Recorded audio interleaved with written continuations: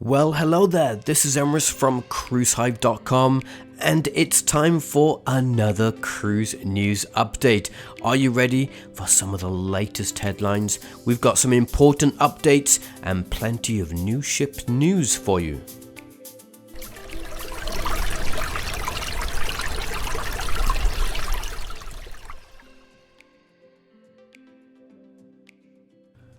Can you believe that it has just been another non-stop week of cruise news? What a surprise.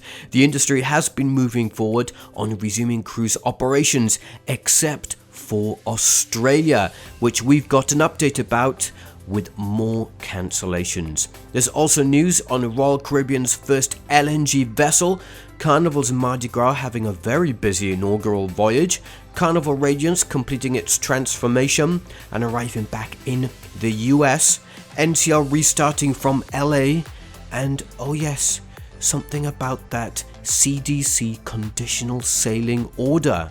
Alright, lots to talk about, so let's get started. Alright, let's start with the ship that's been the busiest this past week. Of course, it's the Mardi Gras, which was finally named during a ceremony on board at Port Canaveral on October 23rd. The event took place on board in the main theatre and was attended by the star of the show, Miss Universe Dominican Republic, Kimberly Jimenez, who is the ship's godmother. Also in attendance was Carnival's Chief Fun Officer Shaquille O'Neal, Carnival Cruise Line President Christine Duffy, Carnival Corporation President Arnold Donald, and Chairman Mickey Arison. The ceremony was hosted by Mardi Gras Cruise Director Mike Pack and the cruise line's brand ambassador, of course, who is John Heald. Following the naming ceremony, there was a ribbon cutting ceremony at Shaq's new Big Chicken restaurant, the first in the fleet. The ship then departed on its 7-day Eastern Caribbean cruise, where the festivities continued. On October 26, when Mardi Gras made a call in San Juan, the ship was welcomed by the reigning and incoming Miss Universe Puerto Rico. On October 27th, there was a visit to the home country of Mardi Gras' godmother Kimberly Jimenez. And on the final sea day, there was a fundraiser held, which raised a record amount for St. Jude Children's Research Hospital. Wow, amazing. On the final day of the cruise, when Mardi Gras was docked in Nassau, the Bahamas Prime Minister was welcomed on board, and the cruise line also announced the registry of Carnival Legend and Pride had been changed to the Bahamas. Well, Mardi Gras is now sailing year-round on 7-day Eastern and Western Caribbean itineraries from Port Canaveral, Florida. On October 26, P&O Australia provided an update on its situation with the resuming cruise operations. The Carnival-owned cruise brand provided some hope with positive signs on the country dealing with COVID, such as increased vaccination numbers and the prospect of travel reopening soon. However, there is no clear time frame on when the government is ready to allow the cruise industry to restart, resulting in further suspensions. It does mean that P&O cruise ships in Australia will remain on hold for a further month to February 14th, 2022. There will be additional cruise cancellations from January 15th, 2022, which was the previous suspension end date. Princess Cruises also cancelled all of its voyages in Australian waters to spring 2022. The cancellations affect 4 voyages from January to April, with departures on January 27th, February 7th and 21st, and March 7th on board Coral Princess. So far, Princess Cruises and other cruise lines such as Carnival Cruise Line, Royal Caribbean, Cunard, and P&O Cruises, of course, have all cancelled their voyages for the time being down under.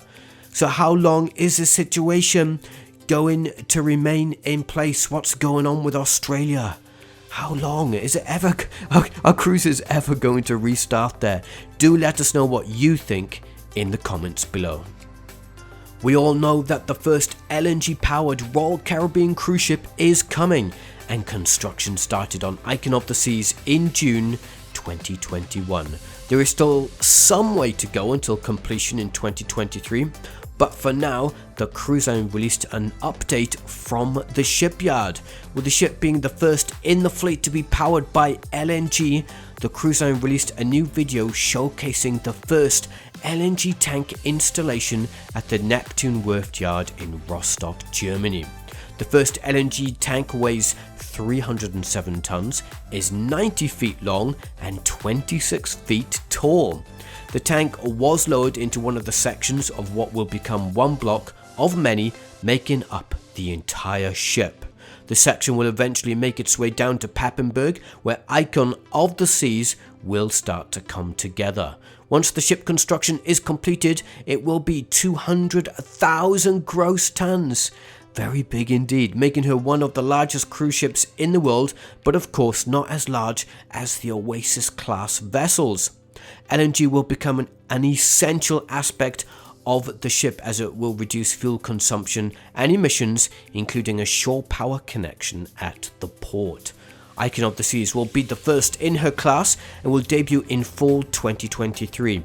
There will be a second Icon class arriving in 2025 and a third in 2026.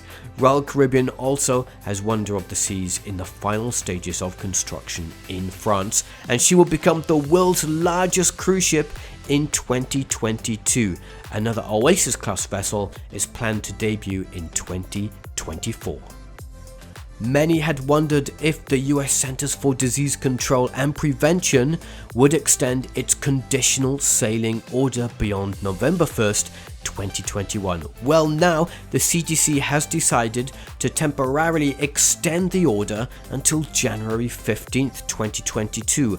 A voluntary program will then follow in coordination with the cruise industry.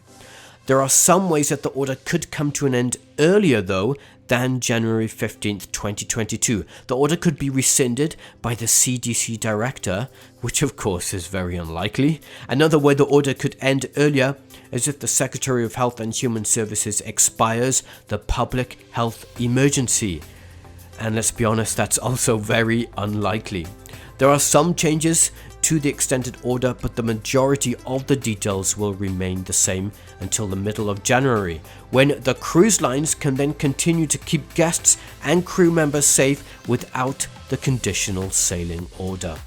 The CDC did say that one of the main reasons for extending the order was due to the continued spread of the Delta variant. Well, let's see what happens from January 15th. Will cruise lines make some changes with their own protocols? Is cruising about to get easier? Who knows what's going to happen? We'll keep you updated on cruisehive.com, and you can also check out the comparison between the extended order and the current one over on the website. Norwegian Bliss set sail from Los Angeles on Sunday, October 24th, making her the 7th ship in the company's fleet to resume operations in what Norwegian Cruise Line calls the Great Cruise Comeback. Yes, I like the sound of that. With 7 ships operational, Norwegian Cruise Line is well underway on its return to service. The cruise line has plans for more ships to become operational before the end of the year. By the end of December, Norwegian Cruise Line will be sailing with 11 ships, if all goes according to plan, and we all know that's not always the case. Sailing from the World Cruise Center in Los Angeles, the cruise ship offers week-long voyages to the Mexican Riviera. So the first cruise started with 2 full days at sea. Guests had the best of what the Mexican Riviera offers, with also a call in Puerto Vallarta, then a call at Mazatlan before arriving in Cabo San Lucas. The vessel will remain on the same itinerary until mid-January, when she sails a 5-day Riviera cruise before heading off on 2 longer voyages. And these 2 longer voyages sound amazing. On January 21st, Norwegian Bliss will set sail on a 14-day cruise to Miami, Florida. Besides several calls in ports on the Mexican Pacific coast, the ship will also call in some less visited ports in Guatemala, Nicaragua, Costa Rica, and Cartagena, Colombia. From Miami, The vessel will sail back to Los Angeles on a cruise that includes roughly the same ports of call, although the voyage will be 16 days long. It has been a long wait to see the newly transformed Carnival cruise ship Carnival Radiance as she finally arrived on the morning of October 28th at the cruise capital of the world, Port Miami. The vessel has just completed a transatlantic crossing and some time off the coast in Freeport, Bahamas for crew transfers between nearby Carnival vessels. While the ship is docked in Miami, it will take on stores and possibly even more crew member transfers.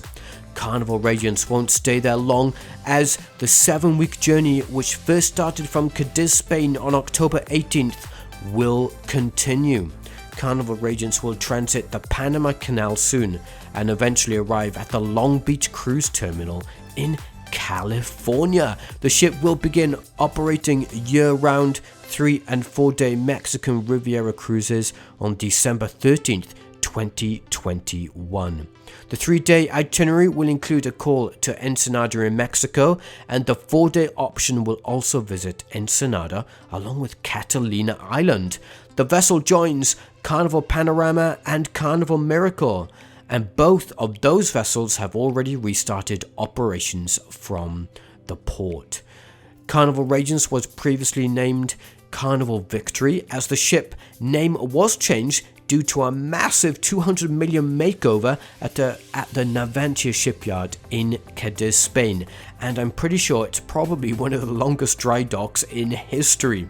In addition to all the fun 2.0 enhancements, Carnival Radiance is also the second in the fleet to have the Big Chicken dining venue created by Carnival's Chief Fun Officer Shaquille O'Neal. There's also the new Cucina del Capitino, the multi-purpose liquid lounge, and one of the most expensive Cloud9 spas at sea. So those are just a handful of the cruise stories from the week. We've got even more over on cruisehive.com, including another Carnival ship receiving its new livery, a business update from Royal Caribbean Group, Caribbean cruises for MSC Seaview from December 2021, significant construction milestones for 2 Carnival-owned LNG ships, and Royal Caribbean extends 3 programs to keep cruising flexible. There's plenty of news all over on the website. And thanks ever so much for your time to watch the video, and if you did find it informative at all, then please do feel free to like and subscribe to the YouTube channel for Cruise Hive.